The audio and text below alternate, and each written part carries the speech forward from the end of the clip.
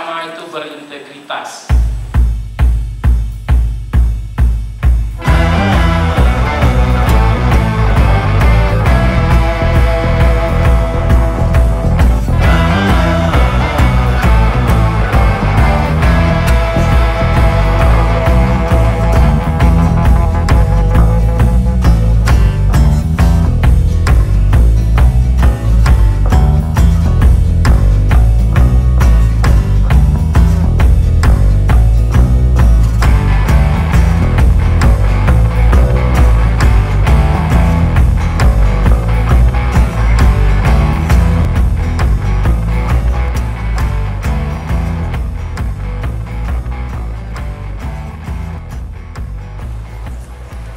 Assalamualaikum warahmatullahi wabarakatuh. Salam damai sejahtera untuk kita semuanya.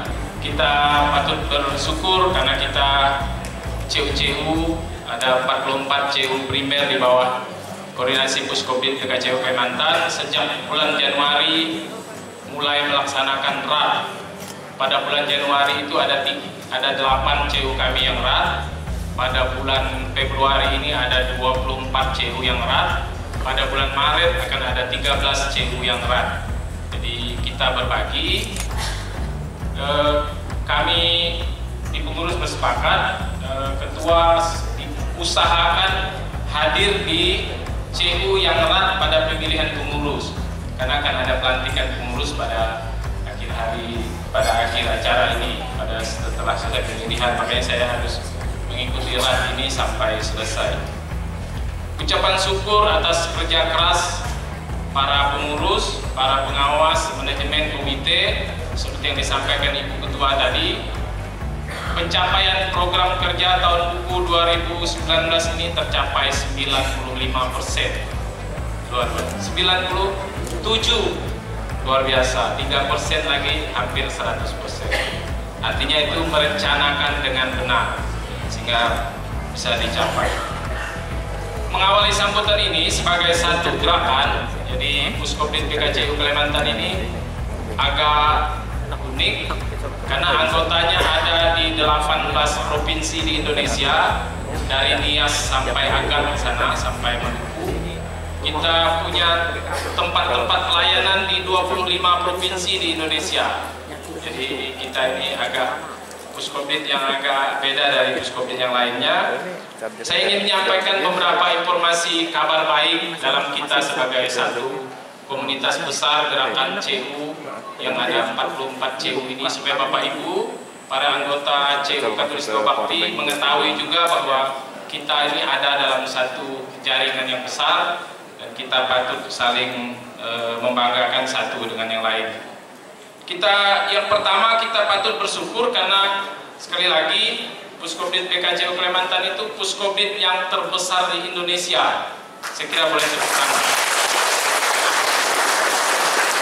Dari sisi aset dan anggota, per Desember itu kita sudah ada anggota kita itu 478.933 orang, hampir 500.000.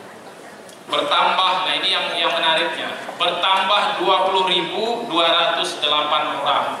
Saya kira ini yang baik. Jadi di tengah CU-CU kesulitan mencari anggota, puji Tuhan dalam jaringan kita masih bisa menambah 20-an ribu lebih orang bergabung ke 44 CU anggota kita ini. Kemudian kita juga terus masih bekerja keras di gerakan ini karena masih ada anggota kita yang belum 1.000. Karena semestinya dalam tahun buku 2019 seluruh CU anggota Puskobid PKCU Kalimantan itu harus 1.000 orang anggotanya, tidak boleh kurang dari 1.000. Mereka masih minta kesempatan sampai akhir tahun buku 2020. Tapi sudah dekat-dekat, sudah 800, sudah 790, bahkan ada yang 900. Kita mempunyai aset 6,8 triliun, jumlah yang saya kira tidak sedikit. Uangnya banyak, kalau taruh di ruangan ini penuh ini ruangan dengan uang 6,8 triliun. Tapi jangan Jangan sangka uang itu banyak, karena tersebar di hampir 500.000 anggota tadi, dimiliki oleh 500.000 anggota tadi. Ada aset yang tertinggi sejumlah 846 miliar dan terendah 4,2 miliar. Jadi tadi di ruang tunggu kita ngomong-ngomong soal kontribusi CU. Secara tidak langsung CU ini sudah memberikan lapangan kerja dengan gaji yang standar. Di 44 CU itu ada 2.127 orang yang bekerja. Bayangkan kalau rata-rata gajinya 3 juta saja, itu berapa ratus miliar. CU memberi lapangan kerja dan memberi kehidupan untuk orang-orang yang bekerja di CU ini. Yang kedua yang ingin saya sampaikan dalam kita sebagai gerakan Puskopdit BKCU Kalimantan, kita patut bersyukur CU Son Sebarung yang kedua kalinya bahkan menaik peringkatnya, meraih sertifikat akses branding dalam kategori silver. Kalau sebelumnya bronze, sekarang menjadi silver. Mudah-mudahan ini memberi inspirasi bagi kita. Mereka dulu belajar ke kita di Kalimantan Barat, sekarang kita banyak belajar ke mereka. Tidak apa, itulah hidup, jadi kita saling belajar satu dengan yang lain. Nah, BKCU sendiri memprogramkan ada sejumlah CU yang akan dibantu untuk proses mendapatkan akses branding itu. Misalnya ada CU Betangasih, CU Kasih Sejahtera, termasuk CU Katulistiwa Bakti, ada CU Muara Kasih, Pangudi Luhur Kasih, CU Deus, CU Usaha Kita, dan CU Bonaventura. Bapak Ibu, hadirin yang saya hormati, piagam akses branding itu yang diberikan oleh gerakan CU Asia, sebenarnya piagamnya sendiri tidak ada apa-apanya, kita bisa buat di pasar. Tapi untuk mendapat piagam itu yang sulit, harus sejumlah syarat-syarat ideal. Misalnya kredit lalainya tidak boleh lebih 5%, P1, P2-nya, dana cadangan risiko modal lembaganya harus terpenuhi. Jadi bukan sertifikatnya yang kita cari, tapi proses untuk mendapat itu yang membuat CU kita akan menjadi baik.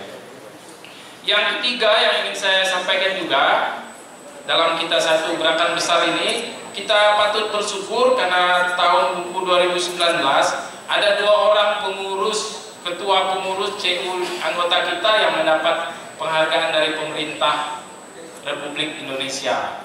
Ketua CU Son Sebarung, Pastor Freddy, dan Ketua CU Jembatan Kasih, Pastor Yance Yohanes Belang Dornai. Sekira ini bukti pemerintah melihat apa yang kita buat ini baik untuk Indonesia secara keseluruhan. Lalu yang keempat, ini patut kami sampaikan supaya Bapak Ibu CU Katulistiwa Bakti terutama tetap yakin untuk bersama-sama dengan kita di gerakan ini. Puskopdit BKCU Kalimantan tahun buku 2019 telah menerima sertifikat ISO 9001-2015. Satu-satunya CU yang mendapat di Indonesia, belum ada CU yang lain. Mudah-mudahan CU KB dan CU primer kita bisa berproses untuk mencapai sertifikat ISO 9001 ini juga. Kita juga mulai tahun buku 2019, general manager, para manajer, kepala bidang di Puskopdit BKCU Kalimantan itu semuanya sudah bersertifikat sebagai manajer dan sebagai pejabat-pejabatnya. Dan di primer juga hampir semua manajer, beberapa kepala cabang, kepala TP sudah bersertifikat manajer. Karena CU yang besar mereka membuat sertifikasi manajer sendiri, mengundang asesornya. CU yang belum terlalu besar mereka bergabung dan membuat dalam satu pertemuan untuk mendapatkan sertifikat itu. Lalu kami juga patut berterima kasih kepada anggota sebagai sekunder karena menurut hasil survei kepuasan anggota BKCU semakin memenuhi harapan CU primer. CU primer merasa lebih puas dengan pelayanan Puskopdit BKCU Kalimantan. Jadi ini harus kami sampaikan karena kita ini satu kesatuan dalam gerakan yang besar. Kami juga mengucapkan selamat untuk CU yang memperoleh apresiasi dari berbagai macam pihak, dari pemerintah maupun swasta untuk prestasi-prestasi yang mereka capai. Bapak Ibu hadirin yang saya hormati, dalam tahun buku 2019 kita dalam satu gerakan ini masih menetapkan tahun tata kelola berbasis akses branding. Kita punya misi bersama, yaitu memastikan keberlanjutan gerakan kredit union melalui tata kelola yang sehat dan terintegrasi untuk meningkatkan kualitas anggota. Jadi CUKB ini misalnya yang sudah baik harus kita pertahankan supaya tetap sehat dan berkelanjutan. Jadi jangan sampai hanya hari ini, besok dan lusa, tapi tahun-tahun berikutnya tinggal nama CU itu. Kita tidak mau CU itu harus terus berkelanjutan. Agar misi tersebut tercapai, kita dalam gerakan besar ini telah sedang dan akan terus-menerus berupaya agar tata kelola yang standar dipraktekkan di semua CU anggota kita, agar dia menjadi sehat. Kita misalnya sudah menyepakati sejumlah aturan bersama, ada manual operasional yang standar.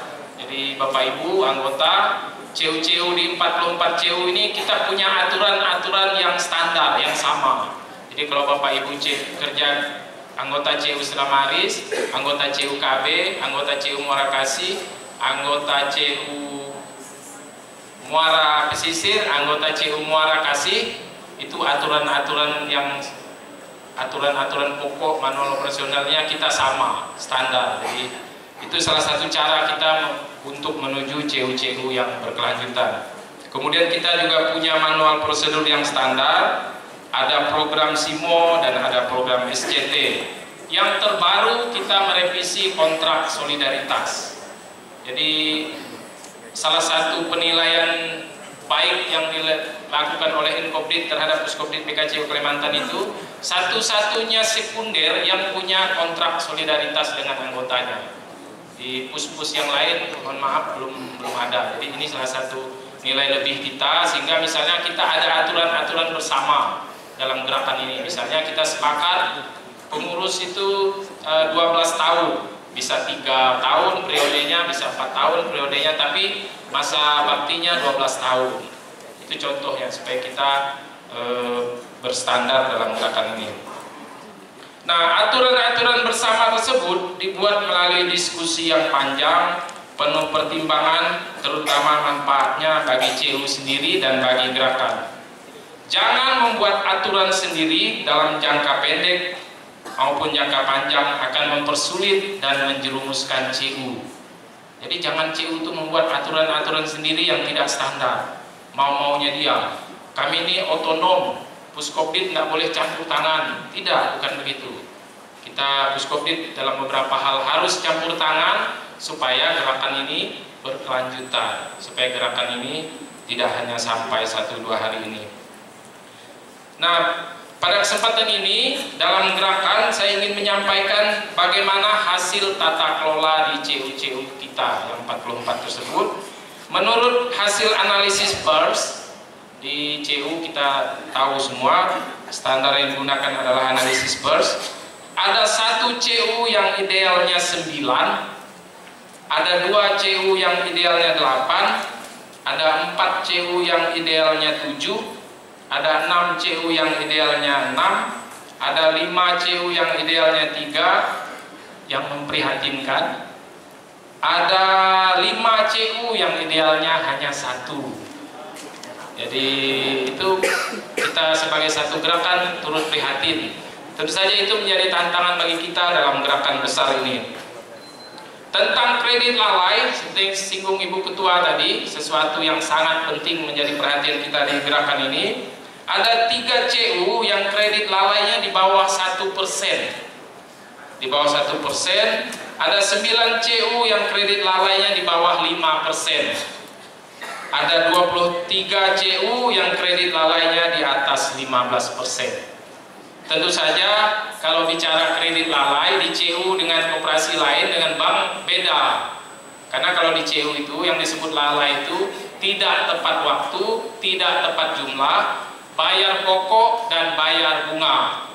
Kalau di lembaga lain kan bayar bunga saja itu sudah tidak lalai. Pokoknya kapan-kapan saya punya uang baru store. Itu bedanya. Jadi makanya orang kan heran, kok kredit lalai tinggi tapi CU-nya masih bisa jalan, pegawainya masih dapat gaji, seperti CUKB nih kan, RAT masih di ruangan ber-AC, pada kredit lalai cukup tinggi. Karena hari ini kita menerapkan tepat waktu, tepat jumlah, bayar pokok, bayar bunga. Tidak hanya bayar bunga saja. Kalau di lembaga lain kan orang pinjam 1 miliar, bunganya 10 juta, 10 juta saja yang dia bayar tiap bulan. 1 miliarnya kalau dapat untung dia bayar, kalau dapat untung dia bayar, kan begitu. Nah kalau di kita beda. Nah tentang CUKB sendiri, dari konsolidasi 44 CU saya ingin menyampaikan beberapa hal. Dari 44 CU, CUKB itu menempati peringkat pertama dalam jumlah anggota dan jumlah SHU. Jadi dari 44 itu CUKB peringkat pertama, anggotanya itu 56.000, artinya terbanyak dari 44 CU tadi. SHU-nya 7,3 miliar, terbanyak dari 44 CU tadi. Nah, beberapa yang berikutnya yang juga membanggakan, peringkat asetnya nomor 3, 641 miliar. Di atasnya ada daya lestari dan betang asih. Ya. Lalu yang harus menjadi perhatian, pertumbuhan asetnya peringkat ke-18, 6,96%. Pertumbuhan anggota juga pada peringkat ke-18. Jadi masih ada pertumbuhan aset dan pertumbuhan anggota yang menjadi pekerjaan pokok. Pada kesempatan ini, karena ini program yang cukup besar, tentang program SCT, sekali lagi saya ingin menyampaikan mewakili Puskopdit BKCU Kalimantan, seperti yang lalu-lalu yang sudah saya sampaikan, program ini dimaksudkan untuk cara kita menjadi sinergi gerakan secara nasional. Nah, kita sudah sepakat dalam lokakarya yang lalu, CU-CU yang belum mempunyai aplikasi untuk transaksi, jual beli dan segala macamnya, pembayaran segala macamnya, sebaiknya menunda diri dulu, jangan mencari provider yang lain sambil menunggu giliran bergabung ke program SCT. Nah, bagi yang sudah ada program lain, silakan jalan saja, karena program ini pada fase kedua dan fase kedua yang core itu sudah bisa diintegrasikan dengan program apapun. CU Mekarkasi, CU Sonsi Baru, CU Angudi Laras, CU Bahtera Sejahtera sudah membuktikannya. Dulu mereka program lain, lalu dipasang program ini, kemudian diintegrasikan dan bisa berjalan dengan baik. Jadi mudah-mudahan itu akan kita bersepakat, ini salah satu cara kita untuk menjadi satu gerakan yang besar secara nasional. Para anggota yang saya hormati, terutama pengurus pengawas CU Katulistiwa Bakti, saya sering sekali mengatakan BKCU adalah kita adalah BKCU. Jadi kita ini menjadi satu kesatuan.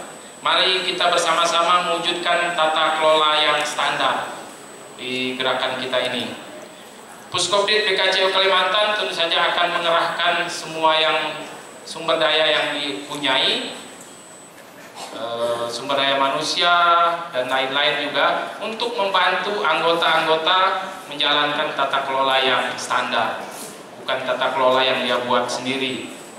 Nah, tentu saja akan ada konsekuensinya. Ada sejumlah CU misalnya yang kami kirimi surat peringatan, surat teguran, tapi itu dalam kerangka kita menuju CU yang standar, dalam kerangka kita menuju CU yang berkelanjutan.